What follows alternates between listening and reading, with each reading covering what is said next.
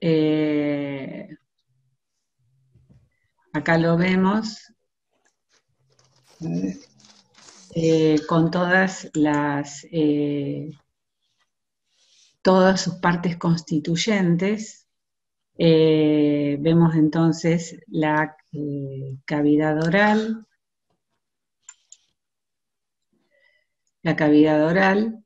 eh, vemos el esófago, acá tenemos la faringe que tiene forma de embudo, el esófago, el estómago, el intestino delgado, el intestino grueso, el recto y el ano, y acá tenemos el hígado, la vesícula biliar abajo, acá atrás vemos el páncreas, y vemos los distintos constituyentes del sistema digestivo.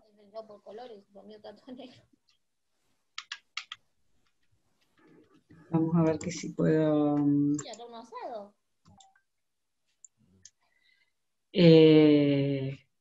entonces, este sistema digestivo se encarga de la digestión, o sea, la transformación de todos los alimentos que yo ingiero, que tienen grandes moléculas, en moléculas pequeñas. Acuérdense de las biomoléculas, los hidratos de carbono, se van a transformar en monosacáridos, como son la glucosa o la fructosa, o la galactosa también. Las proteínas se van a convertir en ácidos grasos, en aminoácidos, y los lípidos se van a transformar en ácidos grasos y glicerol. Cierren los micrófonos, por favor. Estas sustancias son las que pueden entrar a la célula como sustrato y como fuentes de energía, brindando los elementos que las células necesitan para repararse o para multiplicarse. El sistema digestivo está formado por un gran tubo, que es el tracto gastrointestinal, que en el cadáver mide 9 metros de longitud, y por órganos accesorios, entre los cuales tenemos los dientes, la lengua, las glándulas salivales, el páncreas, que es otra glándula, que es endocrina y exócrina, y el hígado. El proceso digestivo consiste, por un lado, en la introducción de los alimentos, o sea, en la ingestión, en la boca, obviamente.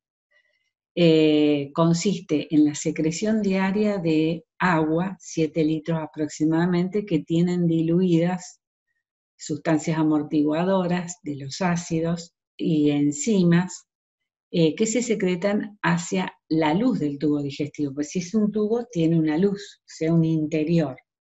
También la digestión comprende la mezcla de los alimentos con estas secreciones digestivas y la propulsión del contenido hacia el ano. La digestión en sí se hace por procesos mecánicos, como son los dientes, que cortan, trituran, desgarran, y procesos químicos a través de las enzimas, o sea, los alimentos que yo ingiero se van a transformar en moléculas más chicas gracias a procesos mecánicos, que es sobre todo a través de los dientes, la lengua también interviene, la mezcla, y procesos químicos dentro de los cuales se produce digamos, la escinción de esas moléculas en moléculas más pequeñas. Luego las moléculas son absorbidas a través de la mucosa, llegan a la circulación sanguínea o linfática, y lo que no es absorbido, junto con las células descamadas del intestino y las bacterias, se elimina como materia fecal a través del ano. Las bacterias dan esa característica, es característico olor de la materia fecal, ¿no? La boca es una cavidad que está rodeada por los labios y en su interior tenemos los dientes, tenemos el paladar que la separa de la cavidad nasal, tenemos tanto el paladar duro, que está formado por huesos, especialmente los huesos palatinos y el maxilar superior, y el paladar blando, dentro de los cuales tenemos la úvula o campanilla, que es una porción de mucosa, y que tiene en su interior músculo. Estos son los pilares, y entre todos los pilares yo voy a tener las fauces, en donde tengo las amígdalas. Así vemos el paladar duro, el paladar blando, la úvula, las mejillas, los arcos, dentro de los cuales tengo las amígdalas, que son órganos linfáticos, que ya los vimos cuando vimos la parte de inmunidad. La lengua, el frenillo de la lengua es músculo. Tengo los glándulos de desembocadura de las glándulas, los orificios de desembocadura de la glándula submandibular, las encías en donde se insertan los dientes, y los labios que tienen capa muscular. Los músculos de la boca son los orbiculares de los labios, que ayudan a mantener cerrada la boca y empujar el alimento hacia la cavidad bucal, y los bucinadores, que son los músculos de la mejilla. Estos músculos, la lengua es un gran músculo, intervienen también en la fonación, ¿no? Eso es más o menos la boca, que se encarga, la boca, de digestión mecánica y química, que se produce por la masticación de los alimentos, que son manipulados por la lengua, triturados por los dientes, y se mezclan con la saliva para formar el bolo alimenticio, que es semisólido, que es lo que nosotros tragamos.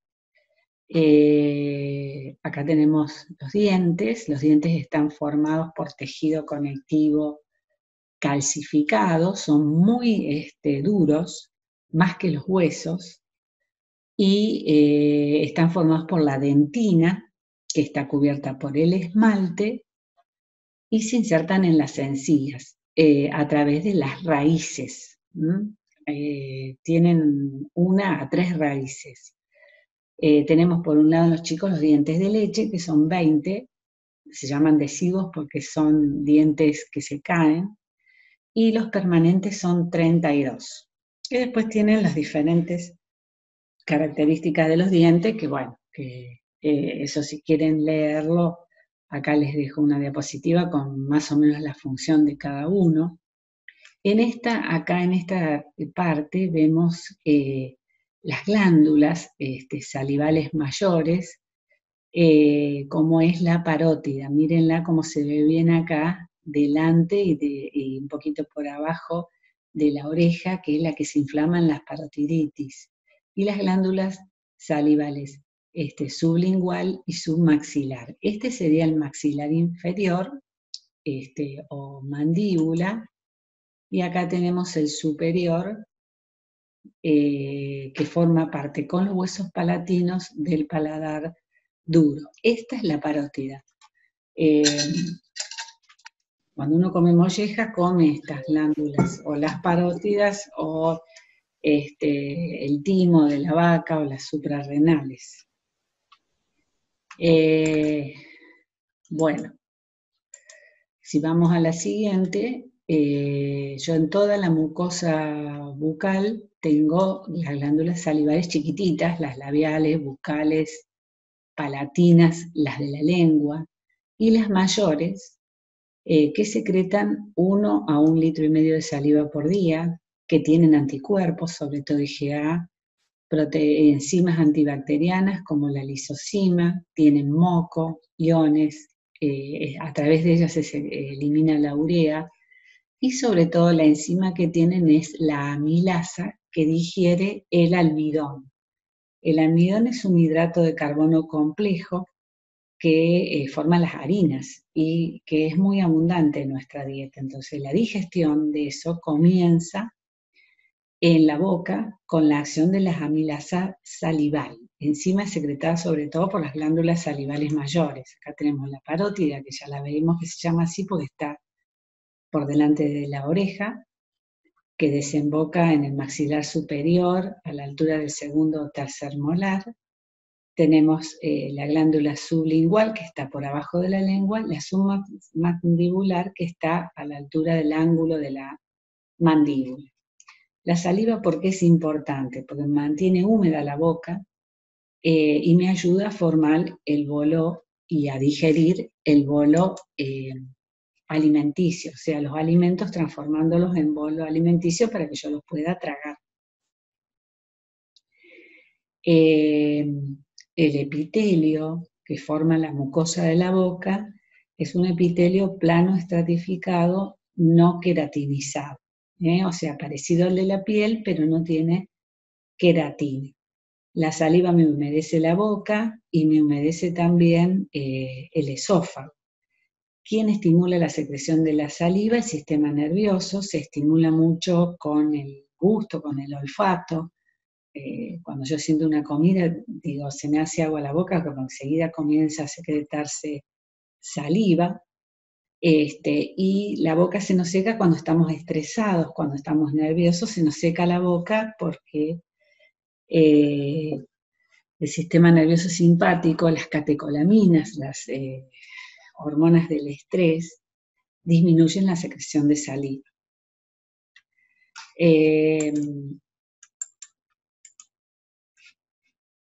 ¿Cómo está formado el epitelio?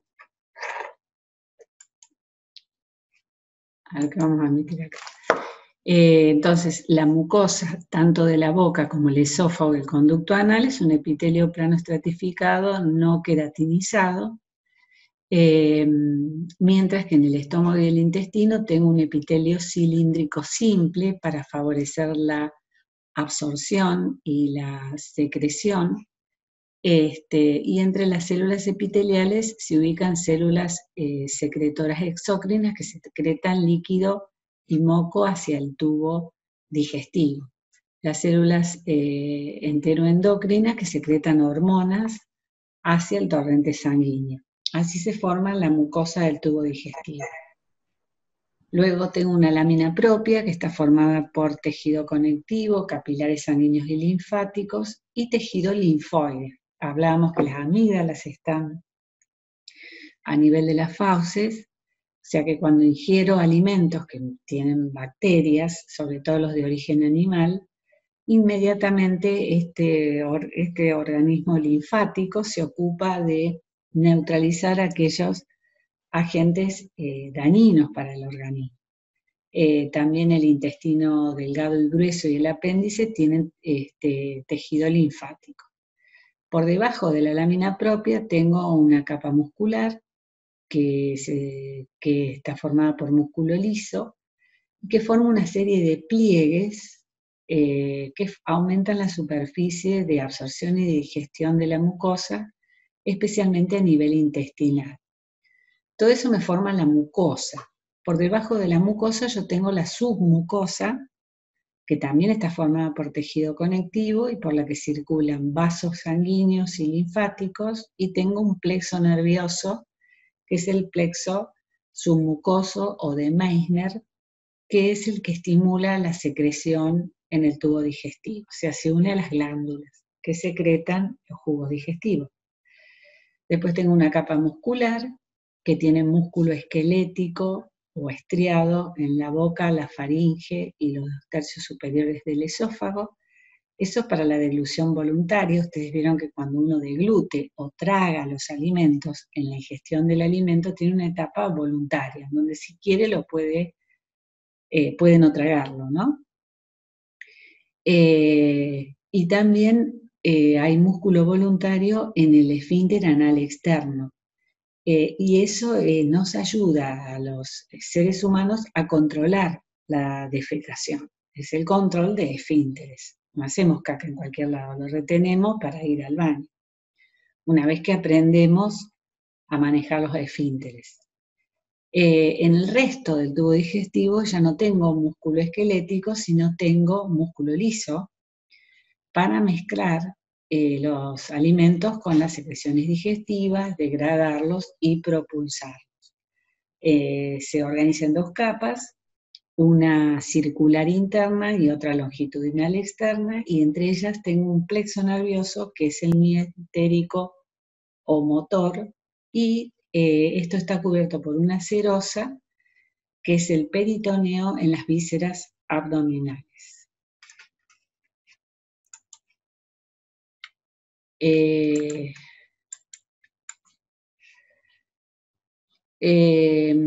Bueno, el plexo mientérico o de Auerbach está ubicado entre la capa longitudinal y circular y rige todos los movimientos gastrointestinales. El submucoso de Meissner, entonces, estaba en la submucosa y rige la secreción y el flujo sanguíneo local. Estos plexos se conectan con las fibras nerviosas del sistema nervioso autónomo, simpático y parasimpático, que lo activan. El parasimpático lo activa y el simpático lo inhibe. A su vez tengo las neuronas sensitivas de la mucosa que actúan como receptores de sustancias químicas que están en contacto con el tubo digestivo, mecanorreceptores o de estiramiento que se activan cuando los alimentos distienden las paredes del tubo digestivo. ¿Por qué hablo de estos plexos nerviosos que están ubicados en la pared intestinal? Porque es un verdadero cerebro digestivo o cerebro del sistema digestivo que por ahí genera una serie de síntomas de frecuente consulta o que ustedes también pueden experimentar porque funciona, digamos, de manera bastante autónoma y que puede generar una serie de molestias que por ahí son tratadas con medicamentos como los antiespasmódicos, que son medicamentos que inhiben el sistema nervioso parasimpático, sobre todo la acetilcolina, para disminuir sobre todo los dolores de tipo cólico que se suelen tener. Es el sistema parasimpático que depende del neumogástrico, que tiene sus núcleos en el tronco cerebral, y que inerva todo el tubo digestivo, a excepción de la última parte del intestino grueso, que es inervado por los nervios de la médula espinal sacra. El sistema simpático procede de la médula espinal torácica y lumbar, que se une a ambos plexos y que causan una disminución de la motilidad y la secreción intestinal. Por eso emociones, ansiedad, cólera, puede retardar la digestión por dicho mecanismo. La vía refleja se activa a través de los receptores que están en la luz del intestino, captando la información del contenido o bien del estiramiento de las paredes del tubo digestivo, y envían la información al sistema nervioso propio del intestino, al sistema nervioso autónomo o al sistema nervioso central, que activan el tubo digestivo a través de la acetilcolina o lo inhiben a través de las catecolaminas. Bueno, hablábamos de la ingestión y de la fase oral del tubo digestivo. Una vez que se ingiere el alimento, se tritura, se mezcla con la saliva, comienza el proceso digestivo de la boca, decíamos de los almidones a través de la amilasa, se forma el bolo alimenticio. Este bolo alimenticio es semisólido y una vez formado es empujado por la lengua hacia las fauces, y esta etapa es la fase voluntaria de la deglución. Una vez que toca las fauces, comienza la fase involuntaria, que es la fase faríngea. En esta fase, lo importante que se va a producir es que el paladar blando, o sea, el velo del paladar, se levanta para que el alimento no se me vaya para la nariz, sea, la campanilla, todo ese paladar blando va a tapar o a cerrar la rinofaringe, que es la parte de la faringe que está detrás de las fosas nasales, para evitar que este alimento se me vaya a la nariz. Y este alimento tiene que ir al esófago, o sea, no puede ir a esta parte de acá, que es la laringe, que acá la vemos, porque si no el paciente se va a aspirar.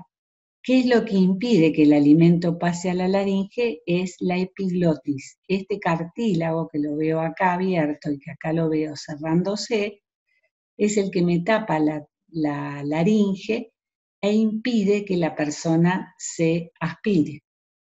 ¿Qué pasa? Una persona que está deprimida porque está en coma, inconsciente, o un borracho, se inhibe el movimiento de este cartílago y del velo del paladar, entonces el alimento, o supongan ustedes que tiene vómito en la boca el paciente, puede pasar a la vía aérea, ya sea a la laringe, o bien a la nasofaringe.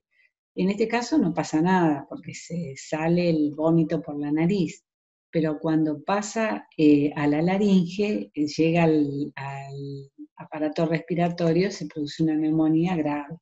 Por eso los pacientes que están en coma se les coloca una sonda nasogástrica que va directamente al estómago para que todo lo que vuelva del estómago vuelva por ahí y no se meta en la vía aérea. Muchas veces en los accidentes, en los traumas, en las personas comatosas, el vómito y aspiración suele ser una complicación muy seria. Por eso en estos casos, o bien en la persona anestesiada, se coloca una sonda para evitar, nos quedan 10 minutos, para evitar este accidente que realmente complica mucho a estos pacientes. Entonces, la fase faringe es una fase inconsciente, una fase involuntaria. Ya se terminó la parte voluntaria acá. Luego, el bolo alimenticio atraviesa la faringe, llega al esófago y comienza a descender por el esófago, que es el órgano que sigue, ¿no? Este movimiento se realiza a través de un movimiento peristáltico. Ustedes deben haber sentido el movimiento peristáltico, es un movimiento de las vísceras huecas del organismo, no solo del tubo digestivo, sino también de los uréteres o de las trompas en el caso de la mujer, que es este movimiento. ¿Se acuerdan que yo les decía que la capa muscular de las paredes del tubo digestivo tiene una capa circular y otra longitudinal? Bueno, estas se contraen alternativamente para que este gran tubo, por un lado, se disminuye la luz y por el otro lado se relaja, y de esta manera se va propulsando el bolo como si fuera que yo aprieto el pomo de un dentífrico. Yo al apretarlo en un lugar y distenderlo en el otro, se va empujando, ese es el verdadero movimiento, y eso es gracias a que se contraen aquí las fibras circulares que disminuyen la luz del tubo, y acá se relajan las fibras longitudinales que aumentan la luz. Entonces, ese movimiento peristáltico, que lo vemos acá, impulsa el bolo hasta acá, que es el estómago. Entonces allí se abre el cardias o el esfínter esofágico inferior y llega el contenido del bolo alimenticio al estómago.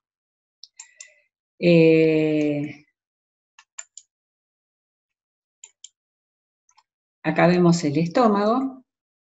El estómago ya está en la cavidad abdominal. ¿Ven? Acá ven la unión del esófago, el esfínter esofágico inferior y el cardias del estómago, y acá comienza el estómago. Acá yo tengo el diafragma, fíjense, ven el diafragma, músculo respiratorio que separa el tórax del abdomen. Y el estómago está por abajo. ¿Qué lugares del abdomen ocupa el estómago? Ocupa el hipocondrio izquierdo un poquito, el epigastrio, el hipogastrio, y se extiende hasta acá, que comienza el intestino delgado, la primera parte del intestino delgado, que se llama duodeno. Fíjense que el hígado cubre parte del estómago, este sería el lóbulo izquierdo del hígado, y por detrás del estómago tengo el páncreas.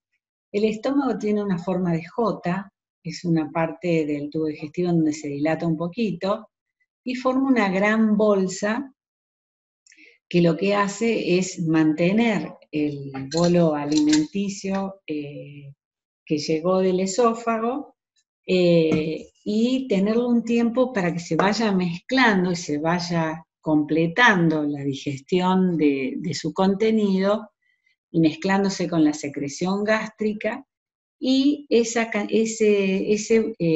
bolo alimenticio se va a transformar en lo que se llama quimo, que es más líquido o semisólido, pero es más bien líquido, y lo va a ir, tirando de a poco al duodeno, o sea, va a poquita cantidad, aproximadamente 3 centímetros, se va abriendo el píloro, que es el esfínter del estómago que lo separa del duodeno, y se va vaciando de a poco, o sea, también se mueve con movimientos de mezcla el estómago, y va llevando el quimo hacia atrás y hacia adelante, y lo va descargando de a poco. ¿Por qué? Porque el intestino no alcanza a digerir y absorber tan rápido como bajan los alimentos al estómago. Para que tengan una idea, eh, solamente en 8 segundos yo ya tengo los alimentos en el estómago y no hay tiempo para que se produzca la digestión. Entonces el estómago vendría a ser un gran lugar de almacenamiento del quimo, que permite que se vaya completando la digestión y de a poquito lo va a ir largando hacia el intestino delgado. Por eso cuando yo después de comer me siento como pesado, porque ese proceso se va a ir poniendo en marcha de a poco.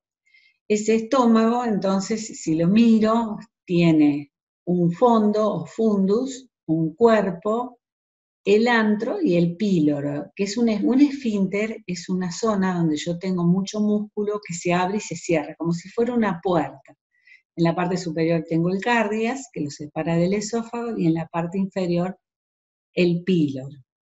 El estómago, entonces, acá lo ubican en relación a las otras vísceras, y tiene una mucosa que está hacia el interior. Recordemos que la mucosa es la parte superficial de la pared del estómago, y que está formada por un epitelio cilíndrico, ya no es un epitelio plano estratificado como es en la boca y en el esófago y en la faringe, sino es un epitelio cilíndrico porque es un epitelio secretor, y aparte también se hace absorción en el estómago, que está formado por las llamadas células parietales, que secretan ácido clorhídrico y factor intrínseco. El factor intrínseco está relacionado con la absorción de la vitamina B12. El ácido clorhídrico produce un pH ácido en el estómago, favoreciendo la acción de las otras enzimas, dentro de ellas el pepsinógeno, que es secretado por las células principales. Las células principales también secretan lipasa. En el estómago va a terminar de digerirse el almidón por la amilasa salival, o sea que la enzima esa que secretaron las glándulas salivales sigue actuando, y actúa un poco en el estómago porque inmediatamente lo absorbe, lo inhibe el pH ácido. Entonces deja de actuar. Y comienzan a digerirse las proteínas por acción del pepsinógeno, que se transforma en pepsina gracias al pH ácido gástrico, o sea, gracias al ácido clorhídrico, y comienza la pepsina a degradar a las proteínas, que recordémonos se va a transformar en polipéptidos, péptidos y aminoácidos. No termina ahí la digestión de la proteína, recién comienza. El ácido del estómago también las desnaturaliza. Si yo pongo una carne en lavandina, se me pone blanca, o sea, las proteínas se van desnaturalizando. A su vez, el estómago, no solo esta secreción de pepsinógeno, de ácido clorhídrico, de factor intrínseco, es una secreción exócrina, son glándulas que hay en el estómago, formadas por el tejido epitelial cilíndrico que tiene, que secretan hacia la luz del estómago, por eso se llama secreción exócrina. Pero a su vez, en el antro hay unas células que se llaman células G, que secretan gastrina, que esa va hacia la sangre. ¿Qué hace la gastrina? Estimula la secreción gástrica, la secreción de ácido clorhídrico, o sea que el mismo estómago produce una hormona que va a la sangre que lo va a estimular o a activar. Me queda ya un minuto, entonces cuando se me corte se conectan inmediatamente porque yo me conecto a través del mismo. Acá vemos la pared, las 3 capas del estómago, fíjense, acá vemos el estómago y acá vemos toda la pared del estómago.